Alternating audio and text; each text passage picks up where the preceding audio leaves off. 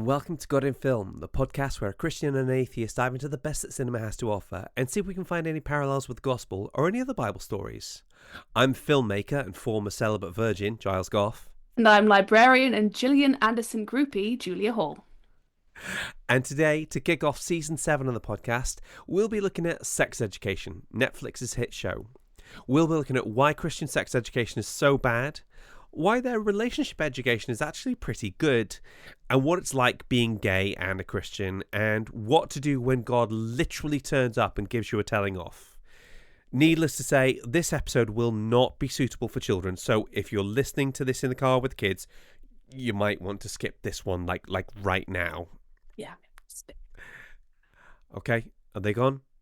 Awesome. All right, Julia, what does sex education mean to you? I love this show, not just for Gillian Anderson, but obviously Gillian Anderson does play a large part in this, yeah. But even from the first episode, this just struck me as such a special show because it's one that is, I find, infinitely accessible. Yeah.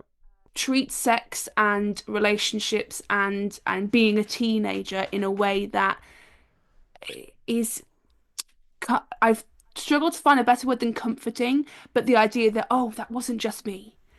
Oh, that is normal. Oh, that is something that happens to regular people on the daily, and I'm not a complete failure, I found that it does that in a way that I think a lot of teen shows that have sexual relationships don't cover, and don't really show a realistic side of sort of what is to be expected from those kinds of relationships.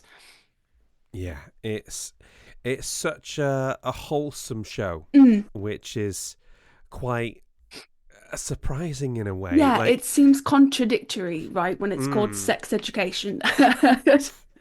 Yeah, it's like it wears its whimsy on its sleeve. Yes, and very much so. I love that because the closest, and this is a terrible comparison, but the closest comparison I could ever compare it to was Skins.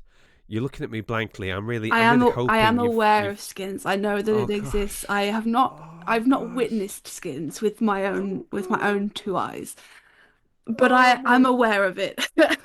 I can feel my bones withering and turning to dust and disappear. How old are you, by the way? If you don't mind me asking. In a week, will be 27 years of age. It's okay. Yeah. Okay, if anybody asks, you're my hip, cool friend that keeps me young and down with the kids. Is that okay? Oh no, it's a start. I have sixth formers to keep me young and down with the kids. They teach me the lingo. I love the idea that my idea of a hip, young, cool friend is a school librarian. Yeah, I'm the coolest of cats, man. Everyone knows that the coolest place in school to hang out is the library. Yeah, I mean Buffy certainly knew that. Exactly. Okay, let's get back to it. Sex education. Now, I wrote in the script Gillian Anderson, Sexual Awakening. Yeah. And you thought that was a reference to you. I mean, look, I am a hardcore Gillian Anderson fan. You know that meme from, I think it's like Commando or something, where it's like Arnold Schwarzenegger's arm. Oh, yeah. And Carl Weathers' arm together, and the biceps bulging. One of those arms is me, one of those arms is you, and the middle thing is an overwhelming, undying love for Gillian Anderson. Yeah, she's brought us together, I feel like no other. I have been in love with Gillian Anderson since the X-Files, since they turned up in like 1995. It's not a feeling that goes away. This is something that's with you for life. It is a heavy burden that we must carry, Giles, but carry it we must. Okay, let's get to it. Julia, do you have some facts for me? I have a few. The regular stuff is that obviously Sex Education was a Netflix original series created by Laurie Nunn, which ran from 2019 to 2023. So it is only sort of just finished as we come into 2025. You'll be pleased to know it was filmed largely on location in Wales. I'm aware. Yes, this is a staunchly Welsh production and we love to see it. The Milburn House, for example, I read a couple things on. So at first I think it was an Airbnb. So you could potentially stay at Otis and Jean's house, which I adore. But while I was doing the research on this, there was an article from September which had the house being up for sale. Okay. So if you've got 1.5 million kicking about, laying around, you can Of live course, Zurich. at the Move some Milburn money house. around. Yeah. Just that spare, 1.5 mil you've been saving for a Hmm. rainy day, and just buy the most beautiful house in the Wye Valley. And again, although I find the culture of sex education is very quintessentially British, there's a lot about it that is not quintessentially British. It has a lot of Americanisms, such as Yeah. what I've put in my little notes, the locker culture. I Yeah. find that that's a very American thing. The Letterman jackets, the lack of school uniform, a lot of this kind of Americanism vibe to it was put in there by Laurie Nunn as an homage to stuff like The Breakfast Club, especially if we think Mm. about the episode, I think, in season 2, where the girls are all in detention and basically have to um, they bond sort of over their shared experience, their shared trauma.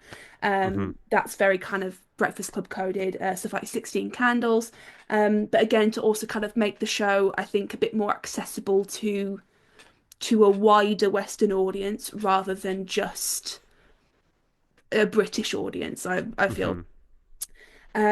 Which I thought was interesting. I quite like the ambiguous kind of setting of sex education. I feel it does kind of make it The a the bit more. logic I've always worked to is the idea that it's set in an alternate universe, and that's the Yeah, only way I could get it to yeah. An make any alternate kind of sense to universe me. where the safeguarding rules are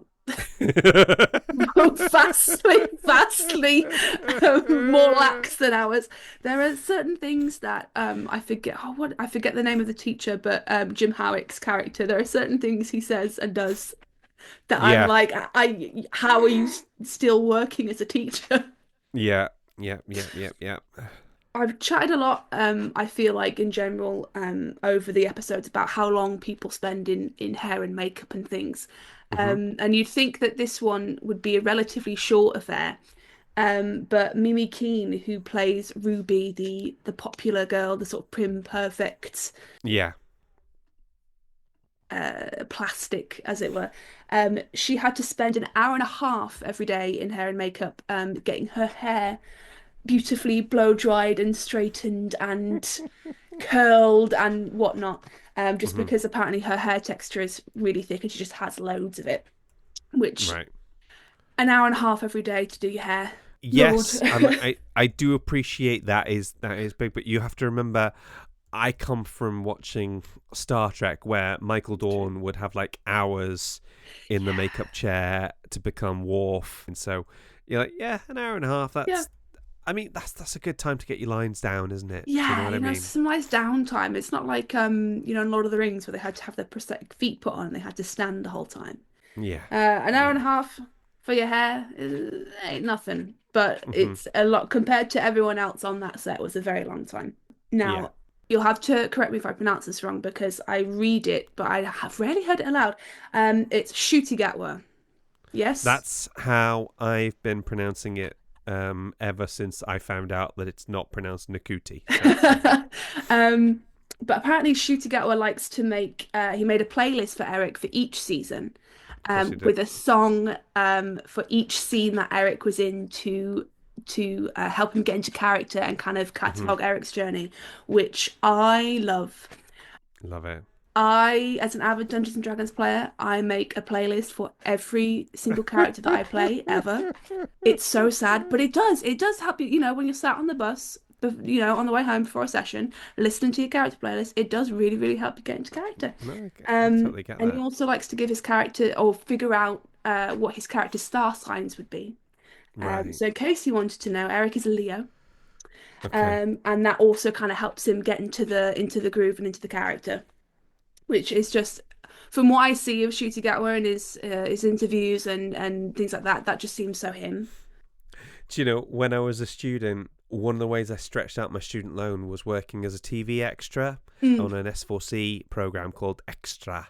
It was a bit like a Welsh Hollyoaks, and it wasn't good per se, but Like you'd get 40 quid for a session, and that could be if you're there all day, or that could be there if you're there an hour. That's pretty Um, good. 40 quid where you could sort of like do some of your required reading in the green room and stuff like that.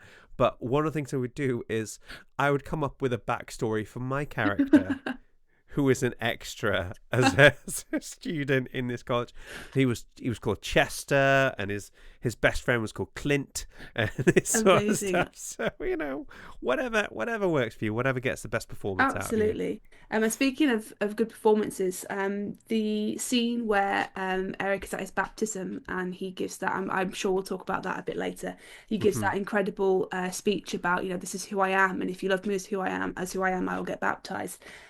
Nailed it so well that the director for that episode, Alyssa McClelland, was left weeping behind the camera, in her own words, which is just, yeah, I mean, what a scene, what a performance. But I'm sure we'll cover We'll talk that about this some more. Yeah. yeah. So stay tuned. My last fact, which is I thought was quite a fun one. So it turns out that Asa Butterfield, who plays Otis, his real life mum.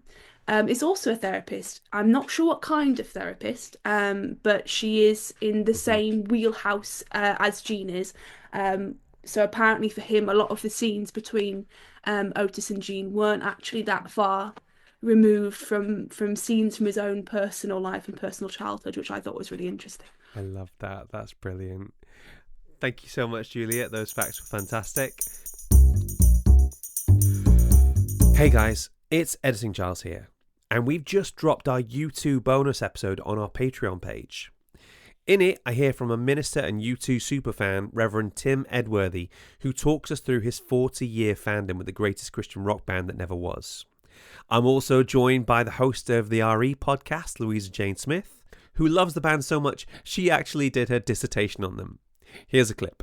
But I just think that the song itself, is probably has channeled a lot of his angst, but Mm. the tragedy that he's experienced. And only about 3 or 4 years after that, Larry Mullen lost his mum in a car accident. So there's two band members with similar Yeah. losses. There's probably been anger because of that, but there's also been energy that has sort of transferred itself into their music. And I Will Follow actually comes across as quite a joyful song, doesn't it? Yeah. Despite the looking back. I was just going to say, but it feels as though I Will Follow is subverting the kind of truth, you know what I mean? Because he's saying, I was blind, I could not see, rather than the Bible saying, I was blind, now I can see. If you want to hear the full episode, you can go to www.patreon.com/God in Film podcast and sign up to our Bishop Waller Bridge tier. You can also check out our God in Gaming episode. We have longer, extended cuts of interviews and uncut episodes on there where you'll hear it first and in full. Now, we are super lucky with the guests we've got for this episode because not only did I manage to find someone who's actually worked on the show, but it gave me a chance to reconnect with an old friend who is a pretty awesome human being by any standard. I'll let her introduce herself. Hello, my name is Lottie Butcher. I have worked in the TV and film industry for about 10 years now. In production, as an AD, assistant director on the floor, and I currently work at Film Cymru Wales, which is a film agency, and I support people wanting to get into the industry. And so I'm on this podcast because I worked on sex education back in 2020. Series 3. I was a big fan beforehand, so I was pretty psyched to work on. Lottie, it is such a coup and it is such a joy to have you on the show today. Thank you so much for being with us. Thank you. I'm happy to be here. Lottie and I worked together nearly 15 of your Earth years ago, and it's a lovely chance to catch. Wow, is it 15 15 years? this summer. Probably is. Yeah. Okay, so for those who don't know, can you tell us a little bit about sex education? Of course. Sex Education is a Netflix coming-of-age comedy series created by Laurie Nunn. It's about a teenage boy called Otis, who has a mother as a sex therapist. He's quite a nerdy, shy guy. They end up teaming with high school classmate Maeve, and they set up an underground sex therapy clinic at school in this fictional school called Moordale. It's sort of an unusual setup that you don't know where it's set or when it's set. The costumes and the locations are very open, so it's not saying, oh, this is in Wales or America, or it's very open. And so yes, it's an educationally fictional portrayal of sex education.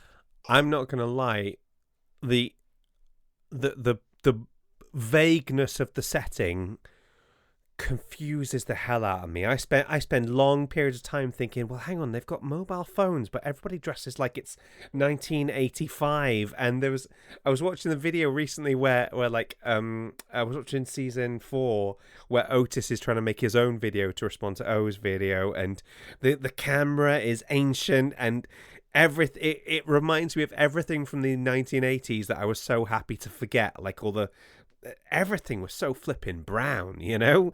Yep. So it's very.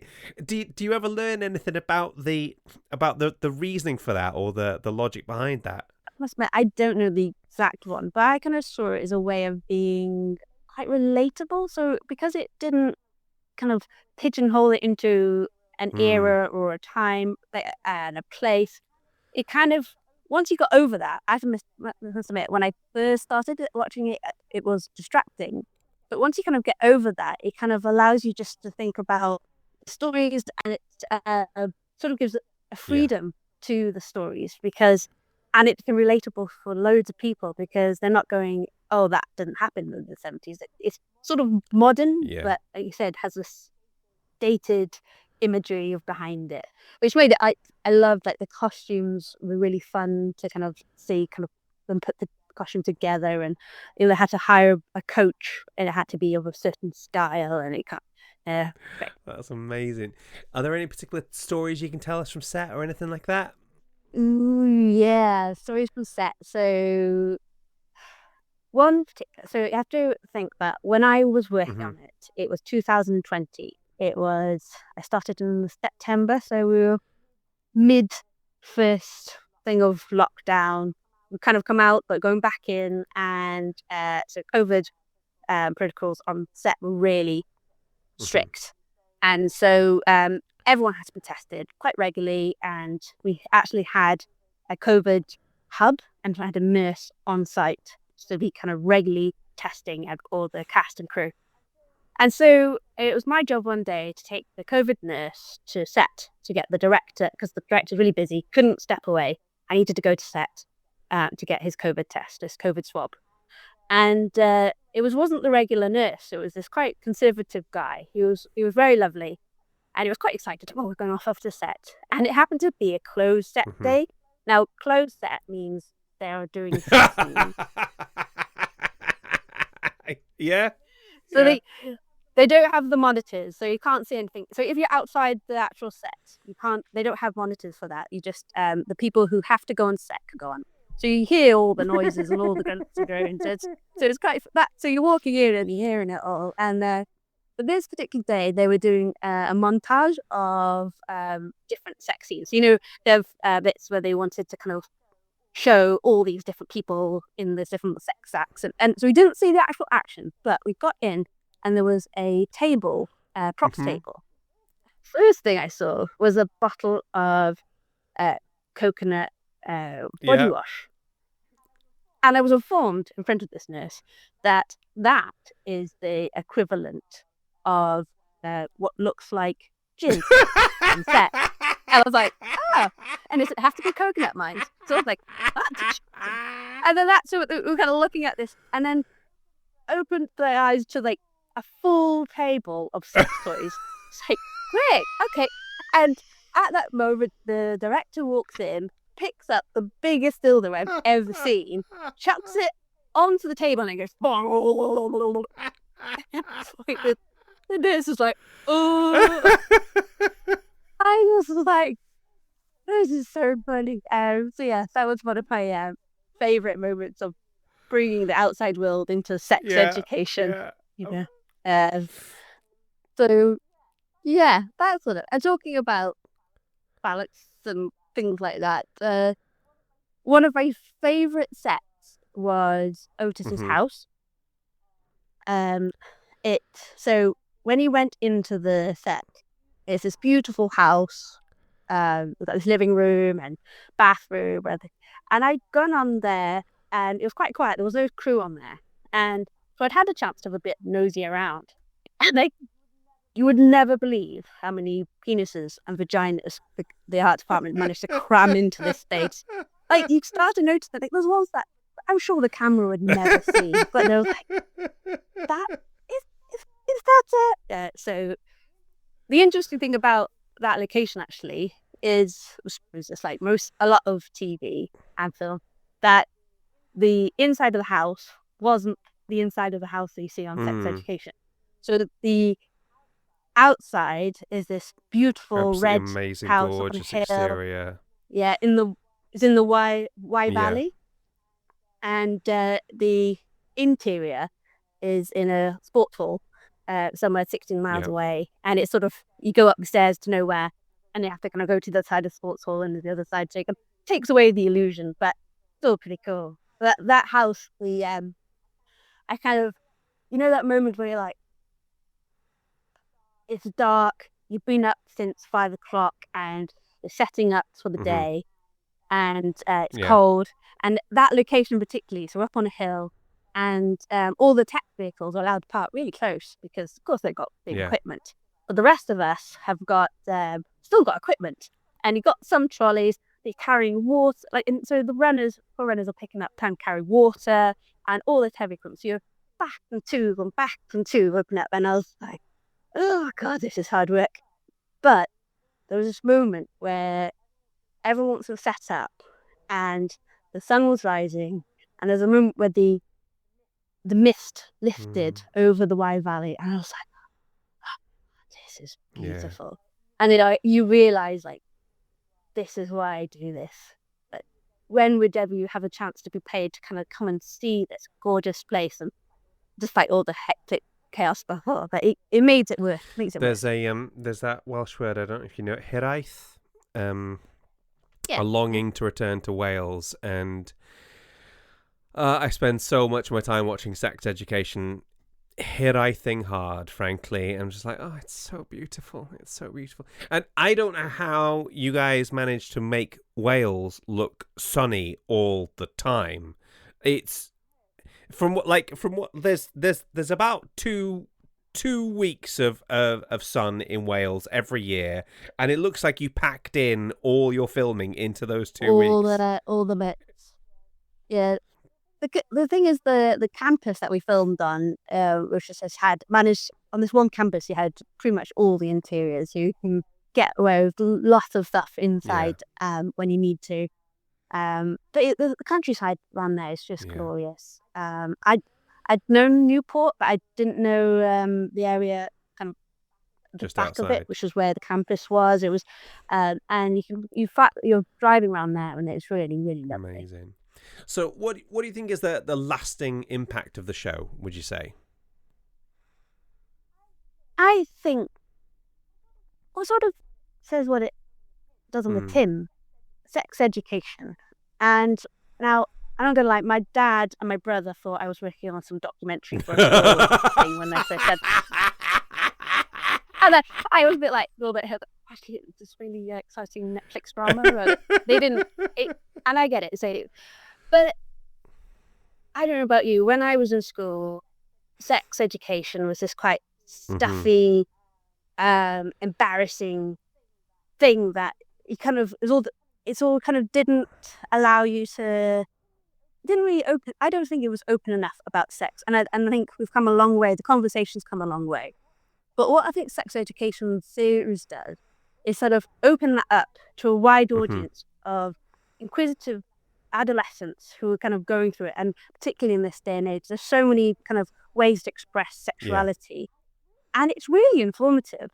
I think it really, it opened my eyes. I was like, to various things that I had no idea, that happened, this happened, and it kind of does it in a way that's honest.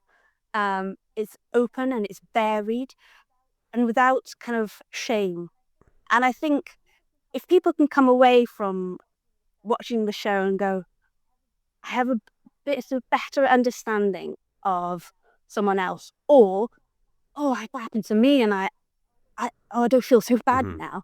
I think, and because it covers from, say, heterosexual, bisexual, even down to the pregnancy, abortion, IVF, goes on and on. The kind of the spate of topics in such a small they space cover, of time, effectively, is amazing. Yeah, because over the vast amount of characters, they're able to really kind of, and not in a crass way, they manage to do it kind of in a way that is quite refreshing, I think. So I think if the lasting impact of it would be that people come back away being able to access that and be a little less embarrassed by sex, because it is such an everyday thing.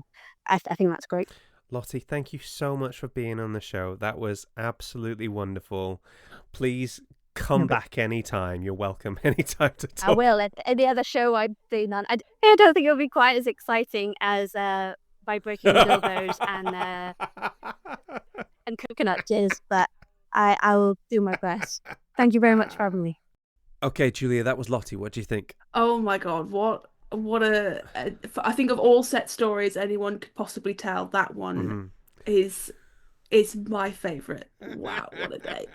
But then nurses must see a lot, surely, so so I'm sure that's potentially not the craziest things that they'll have seen in the line of duty, as it were, but the things one does to go and collect a COVID test. One of the things that I loved about what Lottie said was how the show effectively kind of functions like a resource. Do you know what I mean? If you've got a problem with this, there's a storyline for that. If you've got a problem with that, there's a storyline. There's a storyline covering almost everything that you could conceivably think of when it comes to sex and relationships, and I really loved that, you know. Yeah, when I was doing my research, a lot of what came up was things like they really pioneered things like the intimacy coordinator, but also I read in one article that they had sort of a sex education specialist who would read over the scripts and kind of give feedback so that the information that they're giving in the show is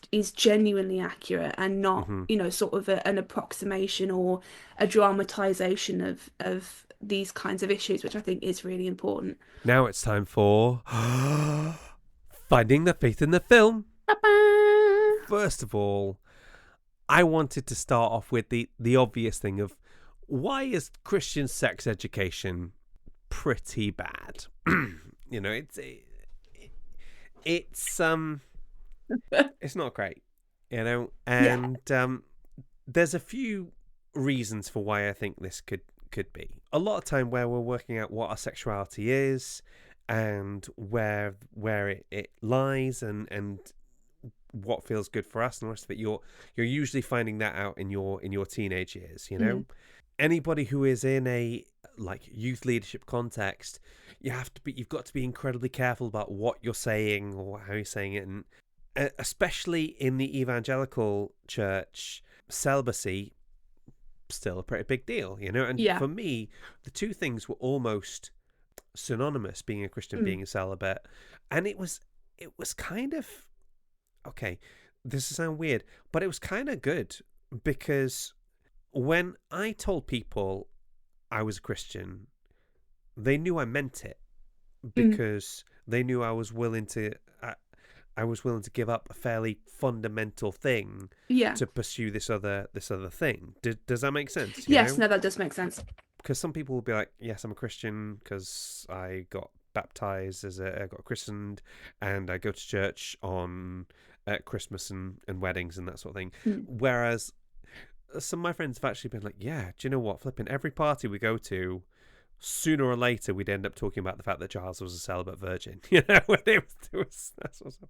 But it also means you can't have like open conversations about these things, and a lot of the things I've sort of learned about sex going into it, phrasing.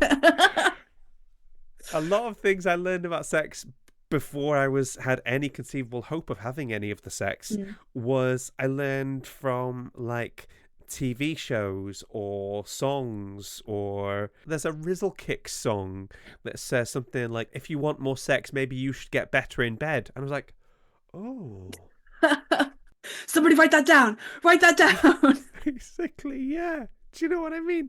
And okay, here's one of the great things of being celibate until you're married is that if Mrs. Goff says you're good in bed, literally nobody can contradict her. You know, that's one of my favorite things. You know, and as best I can tell, I don't get how anybody can be bad at sex, because as far as I can tell, the key things to be good at it just involves like listening and paying attention. Yeah, and do you just know what I paying mean? attention to each other, which, come you know, on, it's not that difficult to do. I like that. I don't like that. You know, do we have to wear the Star Trek outfits again?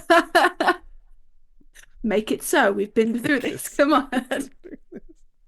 Anyway, I think if you actually want to learn anything about sex, you have to kind of just defer to the kind of mainstream stuff, you know? Yeah. Broadly speaking, I end up being on like the liberal side of Christianity for a lot of things. But do you remember there's a Chris Rock sketch where he says, you know, we're all mixed different things. I can't remember what the exact thing. He'll say something like, I'm conservative about taxes, I'm liberal about prostitution, you know? Yes. So I probably come down as being a bit more conservative about sex than in some areas than other people, because I'm like, you could sleep with anybody you want to, but are you sure that's a good idea?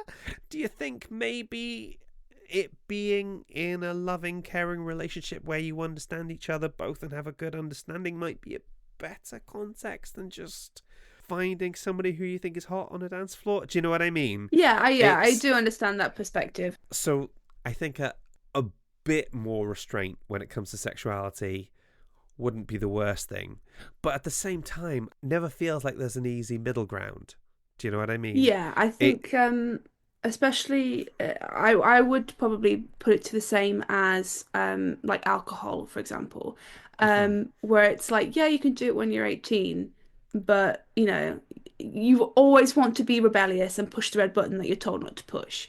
And you know, occasionally I will get a sixth former who is not yet 18, who said, "Oh yeah," who slipped the tongue. "Oh yeah, you know, ended up getting really drunk last night," and I kind of go, "Look, there's no judgment there, but are you being safe? Do you know what I mean? Are you with somebody that you know who will, you know, look after you?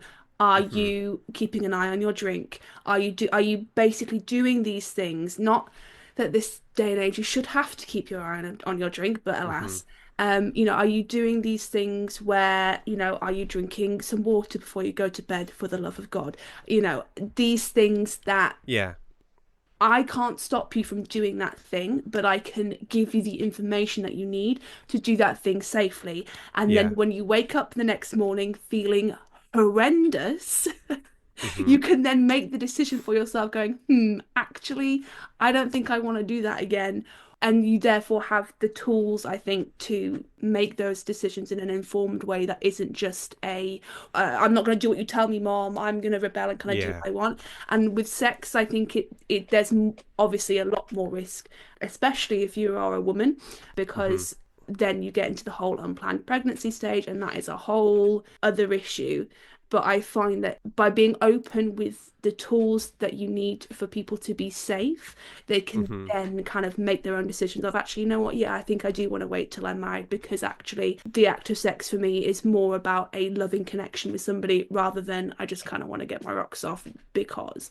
And that's why I think sex education is important, because it, as I say, it gives people these tools to kind of sit there and go, okay, this isn't something I should be ashamed of. I can now then work through what that means to me.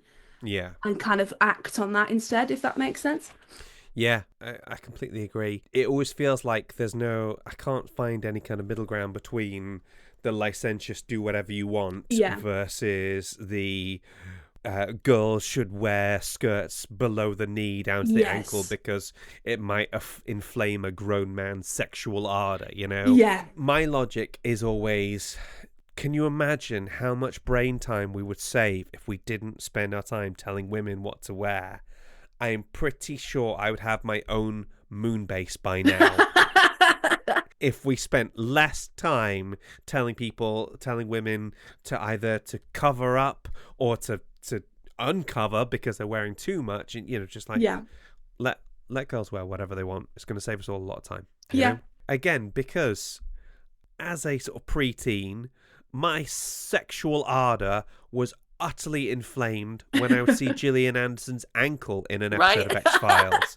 It's all in the ankles, man. Just like that woman takes off a jacket and I need to take a day off. Do you know what I mean? Yeah. I know exactly what you mean. So I guess I learned from an early age that there's not actually a correlation between how much skin is on show versus what my reaction to it would be. Yeah. So stop telling people what to wear. Just manage your own feelings. One of the nice things about the celibacy was it kind of normalized restraint in a way, right? To the point where both Claire and I know that we'll fancy other people throughout the course of our lives. Gillian Anderson. Gillian Anderson, yeah, she's the beginning, the end. But you'll fancy other people in the course of your lives, and celebrities is one thing. Claire cannot be trusted around Henry Cavill or Benedict Cumberbatch, and that's fine. But you'll also fancy people in real life. Yeah. And because I got so good at, how can I put this? I got into a lot of relationships that I shouldn't have done. And I'm sure I've talked about this in the past, but if you met a girl at church, she didn't even need to be that super hot, to be perfectly honest, because if she was a girl and at church, then already I'm planning out like our wedding because it's a much smaller pond. So your brain would kind of trip itself up. Non-Christian girls often had a better chance with me because I wasn't actually trying to sort of get with them. Yeah. And also because they knew I wasn't trying to sleep with them, they felt more relaxed around me, and that was a big plus for them. Whereas that's the sort of thing that would be absolutely taken as read in a church context. So you ended up with this point where you're more attractive to non-believers than you are to believers, and it was very confusing. But for most people, going from getting married probably is a reduction, in a sense that you can go from I could sleep with anyone to I can only sleep with this one person. Whereas me, I'm like, I can sleep with no one. Oh, I can sleep with this one person. Yay! Yeah. High five. Yeah. So you're going to get a crush on somebody else at some point, and you just kind of sit yourself down, give yourself a bit of a talking to, and go, okay, come on now. How do you see this going? Yeah, I think this is something we've sort of discussed before. I forget on which episode it was, but sort of talking about, you can have a crush on another person, but acting on it and understanding where that emotion is coming from and kind of counteracting that emotion. I dimly have a recollection of us. It's been a lot of episodes now, 7 seasons. Could be. But, I think it's a bit I like, do see what you're saying. I always think of like a crush or any kind of feelings like that it's a bit like a fire, and if you starve it of oxygen, sooner or later it's going to die. Yeah. And I think that, like I say, that gave me a good grounding for getting into a relationship, which I don't think people in the secular world necessarily have. Does that make sense? Yes, yeah. Also, one of my favorite things was I had a book, I think a book that I bought at one of the Christian youth camps we went to. It was called Sexy But True Love Waits by John Bicknell. Oh my God. It was great because it was just funny, it was frank, it was brilliant. There's an entire section in it about how to deal with an unwanted erection, like one of the options be pretend that you've got stomach cramps, this sort of stuff. And it would talk about how uncomfortable often like youth pastors are when it comes to talking about sex. They would say things like, "Now, don't ever touch a girl downstairs," and then they're, "Oh yeah, but you shouldn't touch a girl in the upstairs area." So you would have kids thinking that maybe if you get off with somebody on the stairs, that's going to be totally fine, Yeah. As Christians, when it comes to sex education, it's not great. It's kind of bad, and I think that's a problem that's always going to be baked in, and I can't really see a way around that. You're having to fight there, I think, against a few centuries or so of stigma and shaming and various other sort of societal expectations Yeah. that will unfortunately sort of harm that kind of side of things. What I will say though is actually in a lot of churches, the relationship education, at least in this country, is actually pretty good. Yeah. You know, I cannot and will not speak for American churches or anywhere else in the world, because there's whole elements of like complementarianism and all that nonsense, and we just don't have time for that. But if you're living in a subculture where divorce isn't really an option, Yeah. then you know that you really need to flip and get this stuff right the first time. So the church we wanted to get married in Buckingham, they made us do like a 1-day course where we had to sort of come and talk about things. And our own church did marriage prep with us. It was a little bit sort of stop-start, but it was there. Yeah. And it just really emphasized being able to understand each other from the jump. So, for example, one of the things they deal with really well, or they deal with a lot, is just managing conflict. The comparison that keeps coming up is like, are you a hedgehog or are you a rhino? You know, so like rhino kind of storms in and just smashes everything up and da-da-da. Whereas a hedgehog is really quiet, really unassuming, but also really prickly, you know, and trying to work out what you are, and being forced to have those kind of conversations, forced to have those conversations about things like sexuality and your own family baggage and money, crucially, because these are the things that sort of are gonna trip up a marriage. That was crucial. When Dan's cousin got married, this would have been 5 or so years ago. But he was sort of my cousin-in-law. He and his wife were sort of talking about, because they are Catholic, they were like, so you know, we were made to sort of do this counselling, and sort of secularly went, oh, they make you do counselling, oh, like that's so, you know, the church, oppression, you know what I mean? But as they sort of explained it, I think it was sort of over several sort of days, several hours of working together, that actually there were sort of other couples that would come to something like money, and even just things like, are you going to have a shared bank account? Are you going to have a shared bank account and then separate bank accounts? Who's going to, you know, do this side of the finances? Who's going to pay for the mortgage? That kind of thing. Some of it was causing kind of genuine conflict within some of the other marriage candidates. And the more they sort of explained it, the more I went, oh no, actually that makes a lot of sense. And especially, I can't necessarily speak for some of the other denominations, but especially historically for Catholics, getting divorced is not an option. So you have to kind of be sure that the person that you are going to marry is the person that you want to be married to forever. But I remember at the time when they explained it, kind of initially being a bit defensive is probably the wrong word, but sort of like, oh, they make you do counselling as if you don't, you know who you want to marry. That's really But the further they sort of explained it, the more it genuinely does make sense. And it's something I think maybe more secular couples should look at, because like you might find that you then stumble onto a topic that actually you've not talked about and you've not thought about, and you're going to have to think about when you are a married pair, because of the other legal things that kind of come with that. Yeah, because being the person to bring these things up is a difficult thing, you know.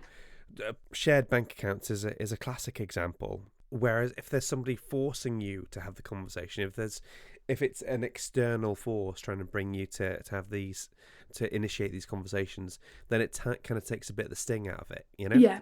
I feel like we've covered that comprehensively. If you want to hear a bit more about what we think about marriage and divorce and all this sort of stuff, you can listen to our Fablemans episode where we got into this stuff in great detail. I want to talk about what it's like being gay and a Christian.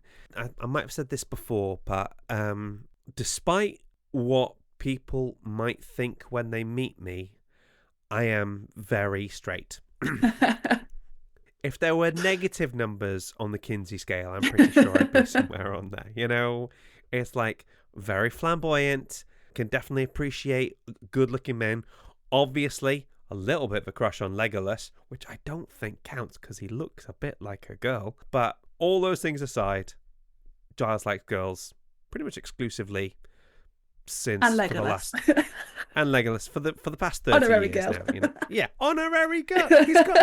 He's got long hair. Girls have long hair. What do you want from me? You know. So what I've decided to do for this bit is I've actually found a brilliant piece from a writer called Chisholm Peter Jacob, because the intersectionality of the Venn diagram of like Christian, LGBT, and from a Nigerian background is so specific, and I think it deserves a bit of space to have somebody who's in that kind of world Absolutely talk about it, you know.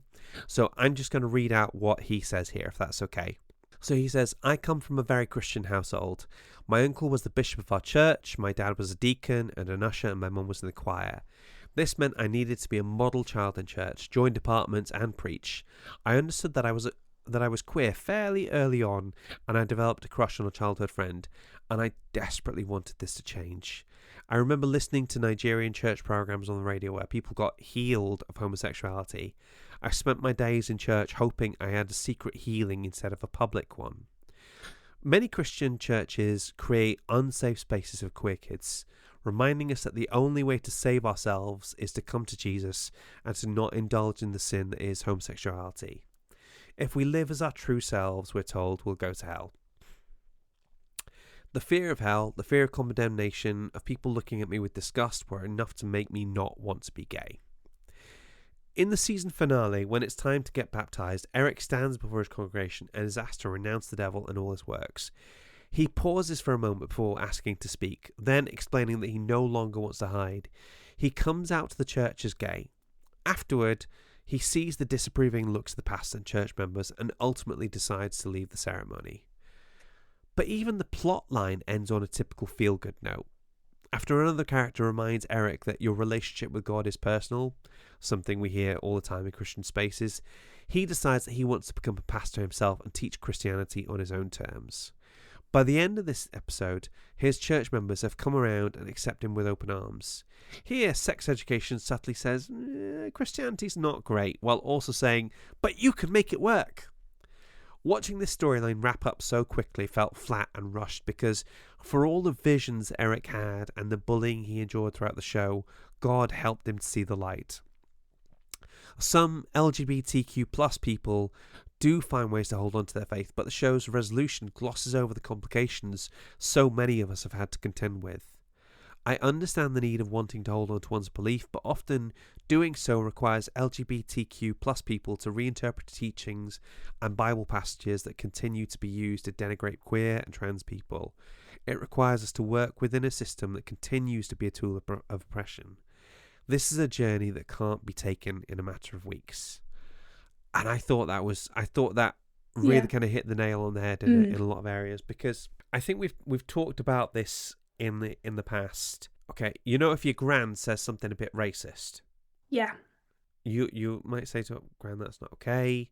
You know, we don't talk like that, we don't think like that, or where, and they refuse to change. You don't cancel them. You don't call them out on social media or anything like that, because it's your gran, it's somebody you love, you know? Yeah. With your kind of church family, you're often in a similar position, because they're saying or espousing, or sometimes they're not saying it, but it's what they're not saying that's important. And it's hard to call them out on this stuff because you love them. Yeah. They were there for you in times when nobody else was.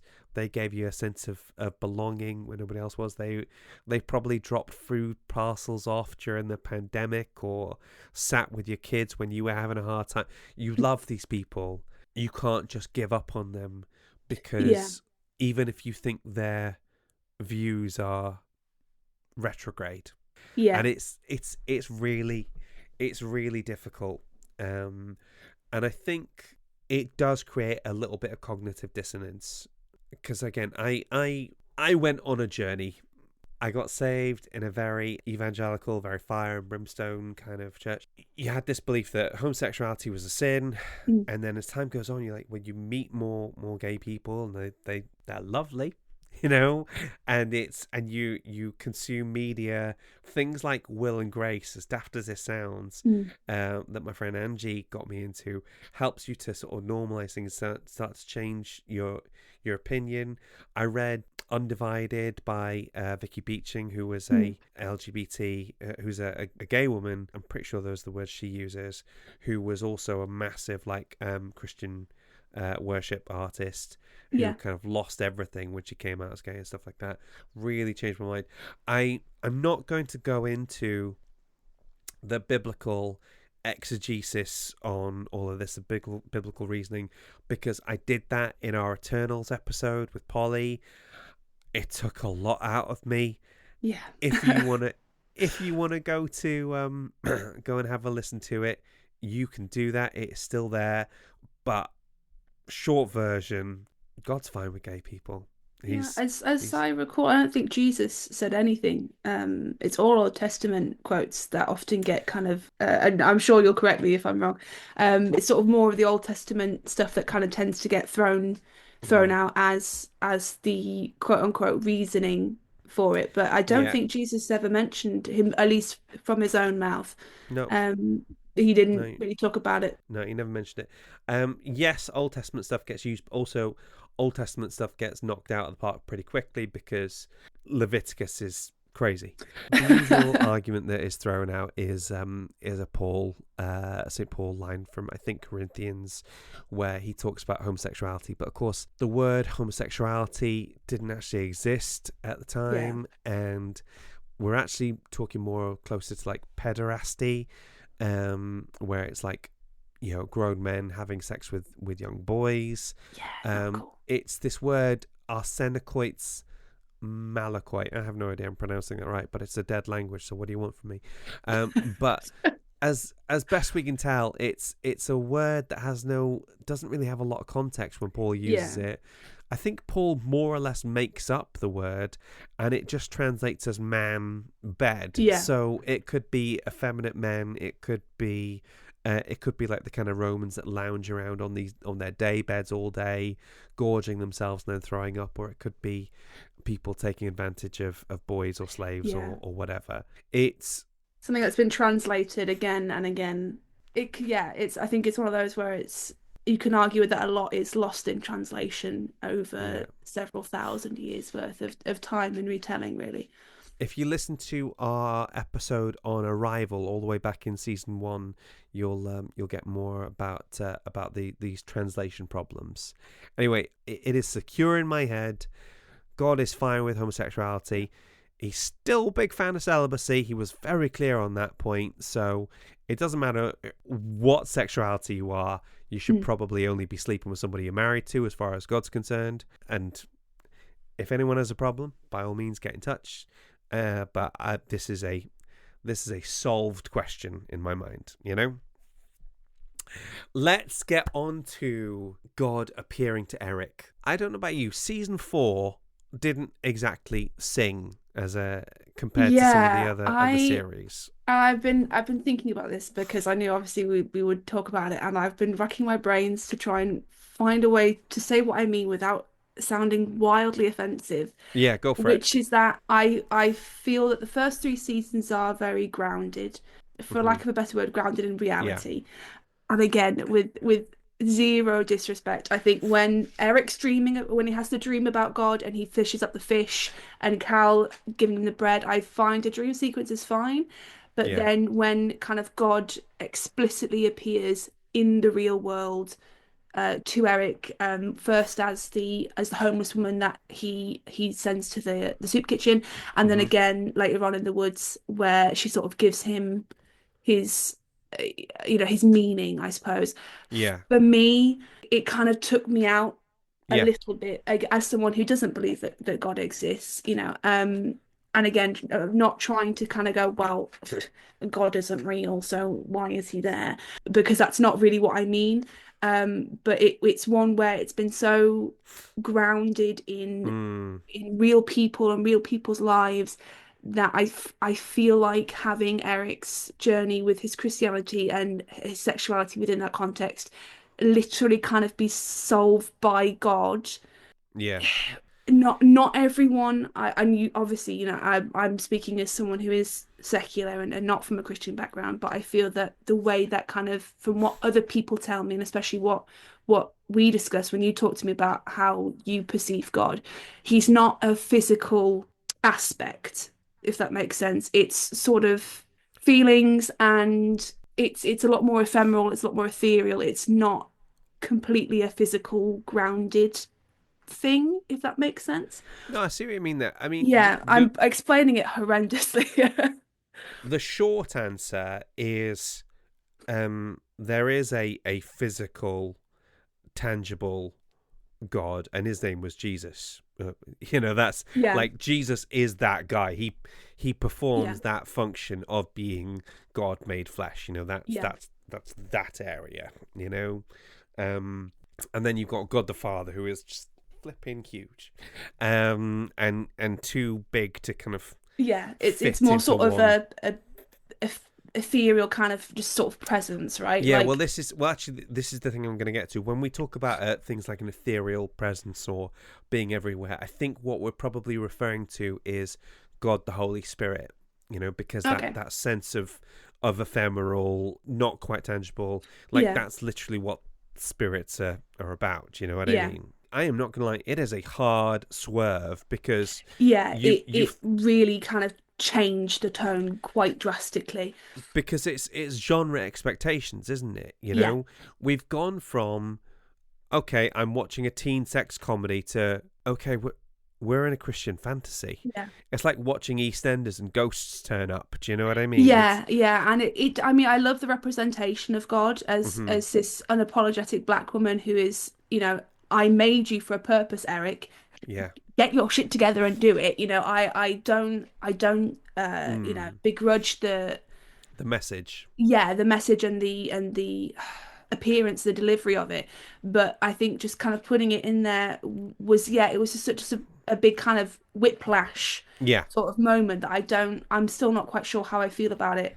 and I feel like I think what we're saying here, and you can tell me if I'm wrong, is I think what we're saying is that this is a flaw of the storytelling rather than the subject. It's not what's being Yes. told, it's the way Yeah. it's being I told, feel um I can't necessarily speak as a black queer Christian, Mhm. but I feel that most people's experience with God and their journey with God is not I physically met God as a physical person who kind of gave me a big old shake and told me what to do. I think, it's not that simple for most, if not all Christians in this day and age, right? Yeah, Yeah. the word most is the thing doing the heavy lifting there. So I think we can sort of quibble about genre expectations, and I think we both agree that it needed more air to breathe, and we could have, Yeah. frankly, you could have cut Otis's storyline with the competing sex therapist thing, because that just felt like they were treading water, and if you could have Yeah. devoted more time to this storyline, but we got what we got. Yeah. So I wasn't convinced about some interpretations where they say it's the drugs that Eric takes and it's still working in his system and he's having flashback or he's having visions. Oh no, I know, I don't like that theory at all. I don't feel it was presented like that at all. No, it feels a bit weak, and the idea that Eric is going to make a massive life decision based on some kind of drug hallucinations, that would just make you feel quite sad from a Yeah. storyteller's point. So when we've eliminated all these aspects, we have to think, okay, in the show Sex Education, God actually exists as Yeah. a literal character, Yeah. which for me was great. Do you know what I Yeah. mean? It's like when you get a cameo from one of your favorite stars and you're like, oh my gosh, he's in this. Oh, this is awesome. Yeah, it's like when you watch, basically like any show that has a heavy prosthetic role, and you're like, oh my God, it's Doug Yeah. Jones again, man! Like, I So, missed you. Like, and again, because I've always talked about like the dearth of representation of God in mainstream yeah, TV, just the fact that, well, that she's there yes, was fantastic. And we've talked about God being represented as a black woman in The Shack in our season 2 episode. So if you want to hear more about that, you go there. If you're only expecting God as like a sort of crusty bearded white fella, then I've got news for you guys. We've moved on since then. Did you know in each of the times that God appears, or at least in the initial ones, there is a biblical basis for them? No, I did not. So the first time God turns up as a homeless person, he directs it to, quite reluctantly, but directs it to the soup kitchen thing. There's a lovely quote from St. Paul in Hebrews that says, "Do not forget to show hospitality to strangers, for by doing so, some people have shown hospitality to angels without knowing it." And so you can tell that scene has been inspired by that, you know. That's probably the best example I've ever had to just be nice to homeless people, you know. Is like, yeah, you know, they are people. They are people. Buy them a they sandwich, are people too, you know. talk to them, ask them their name, ask them how they got in the situation, offer to pray for them if that's your thing, or just say, we think you don't have to solve all of their problems. If you can just solve one of their problems, that would be a good start. Then, do you notice when he's on the bridge and he sees God and God is fishing? That's another sneaky reference to the Gospels. That's from Matthew. So I'm going to read Matthew 4:18-19. As Jesus was walking beside the Sea of Galilee, he saw two brothers, Simon, called Peter, and his brother Andrew. They were casting a net into the lake, for they were fishermen. "Come follow me," Jesus said, "and I will send you out to fish for people." Or the older translation says, "Come follow me, and I will make you fishers of men." So that was like Jesus sees somebody doing a particular job, and he knows exactly how to relate to them. He knows that. Right? So the fact that God is fishing right at the start, Fishers of Men goes so hard as well. Like, does. Fishers of Men is peak. I'm stealing that for like a D&D session at some point, you know. There's probably like a sort of Christian rock band called Fishers. Do you know what? Let's Google it. Fishers of Men would be such a good like Christian rock band name. Yeah, like really kind of 80s sort of thing. Fishers of Men. Here we go. Fishers of Men consists of 5 born-again men playing gospel music to lift up the name of the Lord. There we go. Found them already. God. Okay, I know that is going to be my commute playlist next week. Yeah. Well, Fishers of Men. They're on Spotify and everything, so there we go. Okay, not sponsored, but you know, Fishers of Men, if you're listening.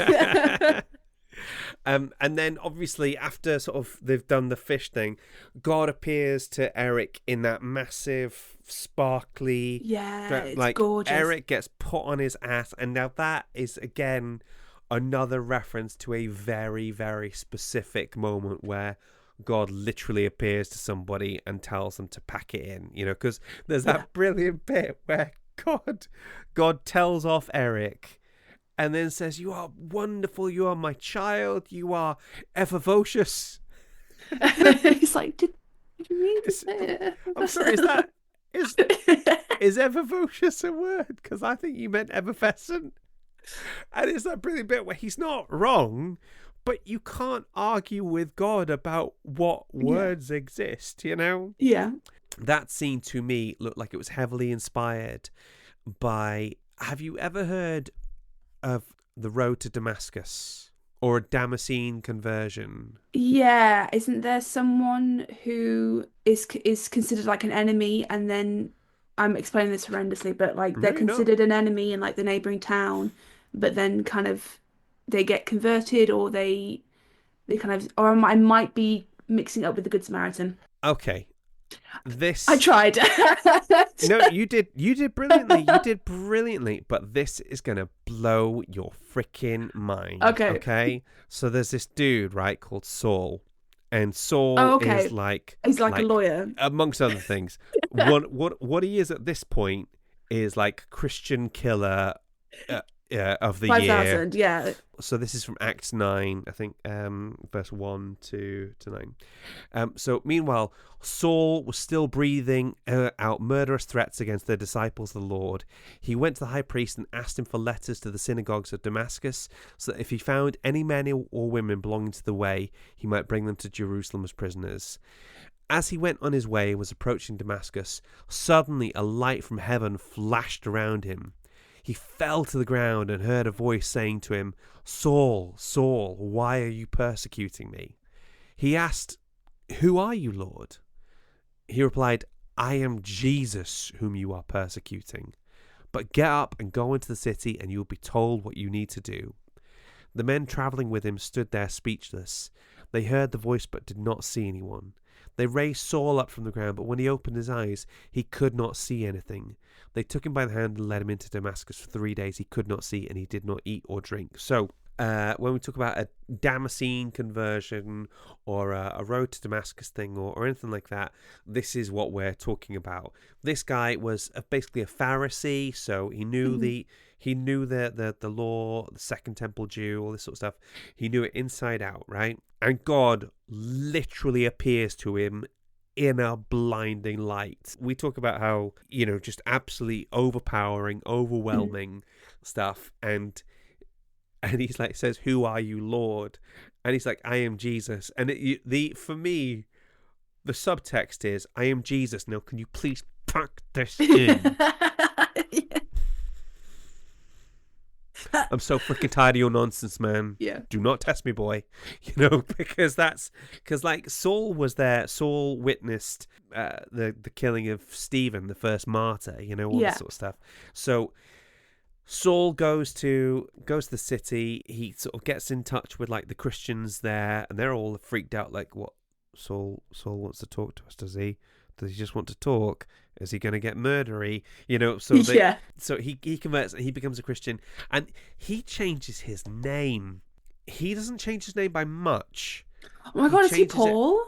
He's Paul. Oh my God. Right? The plot twist. So Saint Paul, the guy who wrote a massive chunk of the New Testament, starts off this way, all right? But he still becomes one of the most devoted followers of Jesus, one of the most loving, one of the most caring followers of Jesus you'll ever hear about. This is the dude who wrote like the love chapter, Corinthians 1 Corinthians 13, I think. Love is patient, love is kind, love bears out all this sort of, that is not the kind of thing you get from like a first century man. The thing I showed here was you could go from being as murderous and as terrible as possible to being the most devoted Christian, they're the most devoted Christ follower as possible. And Eric by this point is like, I don't want to be whatever, but Eric is like having sex with dudes in toilets and taking drugs. Honestly, and this might be controversial. Sometimes Eric behaves very poorly towards other people, and I feel like he doesn't really get called out, or specifically I'm thinking the way that he sort of treats Raheem when initially he's dating Raheem, and then as soon as kind of Adam comes back on the scene, he kind of completely abandons him. Initially when they were first dating, he didn't, especially with Adam, again as a bisexual man, not really understanding his own sexuality yet, and not really kind of wanting to kind of put too much on that. And then for Eric to eventually turn around and go, well, if you're not ready to shout from the rooftops that your sexuality, then you're not good enough for me, and I'm gonna leave you now. Just to me, it was not his finest moment in the series. Otis does some things that are not particularly good, and Otis always tends to be punished for them, sees the error of his ways, makes amends. Cycle continues. But I feel Eric, for some of the things that he's done in the way that he's treated, too fabulous to be judged by anybody else. And I feel there's an element, there's definitely an element of that when it comes to sort of how he's treated dating partners, which isn't to say that I don't love him, because again he's just too fabulous. He's fabulous. He's one where his actions aren't don't have as many consequences as other actions from other characters have been. And I want to be incredibly careful as a painfully stereotypical white straight cisgender male of the church. Oh, that sounds terrible. A flawed but devoted follower of God. When I say I don't believe there's anything wrong with Eric's sexuality. I do believe there's something wrong with Eric's actions and the way he treats people and the way he treats himself. You are pure and you are a child of God, and the people you are interacting with are children of God, and you should treat them accordingly. Yeah, I think he was especially unfair to Adam because I can sort of maybe speak on this issue as a bisexual woman, a very late blooming like bisexual woman, and also a bisexual woman who is in a straight passing relationship. So I only have a certain element of that. What I do feel is that for bisexual men, it is a lot more difficult. Yeah, because I feel with bisexual women, there's sort of an element of, a bit of girl on girl action, that's all right then. Well, it's titillating, isn't it? Yes, it's often but presented with men, as that. It's sort of like, oh, well, can't you just focus on the women and sort of hide that bit under the rug? Yeah. But it's not like that. So you can really see why Adam is so hesitant and so conflicted about that part of his sexuality, because as on a whole, I feel bisexual people do tend to have a few more negative stereotypes, but I feel bisexual men tend to feel the brunt of that more openly. So for Eric, again, as someone who should sort of know and understand, that was him to a degree in his past and how he felt coming to terms with sexuality and coming out and stuff, I really didn't understand why he wasn't as understanding, at least the second time that they dated, with Adam and his kind of hesitancy to be as out and fabulous and proud as Eric was. So Eric's done some things that aren't a great reflection of his character, which I feel don't seem to get talked about enough. And that's not a reflection on his sexuality being the issue. It's just that sometimes and it's so frustrating because it feels like for Eric, one of, if not the most interesting thing to happen to his character happens just as the show's ending. Yes. I'm like, no, but I want to see that show. Tell me what's going on there. I don't. Yeah, I would love to see Eric kind of trying to again come to terms with being a youth pastor. Yeah. And being gay, because that there's got to be something said about, like in the excerpt that you were reading earlier, it's something that I think to destabilize a lot of the internalized homophobia in some elements of the church, and not all elements, as we know but some of it is so internalized that it's going to take a lot of time and a lot of effort to destabilize that and break that down. And that's got to be a challenge for a young, fresh out of sixth form black queer youth pastor. Tell us that story. But it's so weird because a lot of the articles I was reading, again while I was doing my research, Laurie Nunn was kind of saying, I sort of felt that I'd told the story that I wanted to tell, and this kind of seemed the natural conclusion. I on the one hand can get that supernatural, I'm looking at you, okay, there is such a thing as too many seasons. That is a very real threat. Maybe what we need is like the comic book spin-off that just follows Eric's story. Yeah. We just need that story concluded to our satisfaction. Because there's a plethora, I think, of, and especially because you've kind of worked so hard to put this very overt message of God appearing to Eric and saying, I have made you this way because you are fabulous and you're amazing and you are going to push forward my message and my light. And then to kind of not do anything with that. Like, again, it feels like this very kind of quick fix that I imagine for quite a number of Christians in that position, it's not going to be a quick fix for those people. And it just feels a bit of a juxtaposition of when you've talked about the sex education element of it, of things that aren't talked about, and you've really destigmatized and you've really worked to give this grounded information that no, sometimes it does take time and it takes communication and all these things, and then to be like, oh, but Eric decides he's going to be a pastor because God showed up and helped him to fix it. I don't know. I maybe have not explained that properly. And again, I don't dislike the message. Of course, I don't dislike the message. I don't disagree with it. I just feel that it could have been explored differently, and I think I would have. I would have liked that more. Speaking of things coming to an end, I don't think anybody can say this bit has ended too quickly. That is the end of our show, ladies and gentlemen. If you have been, thank you so much for listening. We really appreciate you. Join us next week when we'll be looking at It Ends With Us. Julia, have you had a good time? I've had an amazing time. Season 7. Season 7 now. Okay, ladies and gentlemen, thank you very much. See you soon. Bye. Bye. God in Film is hosted and created by Giles Goff. That's me. Mixing and editing by Giles.